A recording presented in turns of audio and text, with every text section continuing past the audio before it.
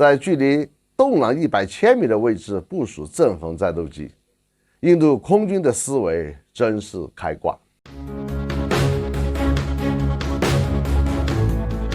大家好，我是罗富强，欢迎来到富强观察室。本期我们聊的话题是印度空军的部署真是自寻死路。在2020年的加曼湾河谷冲突之后，中印边境的主要事件都集中在了西线，东线相对来说淡出了人们的视野。其中只有一件事上了新闻，那就是印度通过卫星图像发现，解放军在东南当面修建了一个大型的地空导弹阵地。据说印度人在图像上发现了相当于 S-400的高性能地空导弹武器系统，可以有效地压制东线的印度航空兵。虽然这件事情很快就没有人再提起，但是它提醒着人们，中印在中线、东线边境的空中对抗依然是客观存在的。印度方面从来没有忘记过东线，东线就是中国的藏蓝，也就是印度建立的所谓的阿鲁纳恰尔邦所在地。这块将近9万平方千米的土地富饶而且肥沃。在1962年的边境冲突当中，解放军虽然一度收复了藏蓝，但是由于后勤补给方面的巨大困难，战后就主动撤出了。印度军队卷土重来之后，心里非常清楚，中国方面总有一天会采取具体行动来维护自己的领土和主权完整。那么空中力量的参与将是这场斗争当中不可缺少的一部分。在印度当前的空军装备体系当中，阵风战斗机扮演着信心倍增器的角色。印度心里相当清楚，在阵风到来之前，印度空军的主力战机也就是苏30实际战斗力已经相当差劲。它虽然号称世界上第一种使用矢量推力喷管的战斗机，有着良好的空战机动性能，但是作为一种3代机，在今天空战环境下已经失去了优势。特别是印度这一批苏30购买的时间比较早，雷达和航电系统早已落伍，印度自己又没有能力对它进行现代化改造。落后的俄罗斯军用电子工业同样不能拿出有什么有竞争力的改进方案。在这种情况之下，代表着西方3代半战斗机较高水平的法国阵风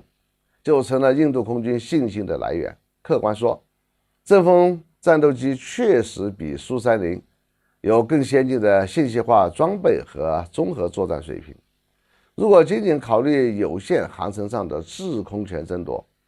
阵风还是一种不错的型号。然而，这也仅仅是印度空军内部的对比而已。当面对中国的时候，像阵风这种不具备隐身性能的3代战机，虽然它再先进，也不是歼20的对手。实际上，美国空军和法国空军曾经举行过一次对抗，参与对抗的双方分别是 F-22和阵风。法国空军后来发布了从阵风座舱中拍摄的图像，可以看到 F-22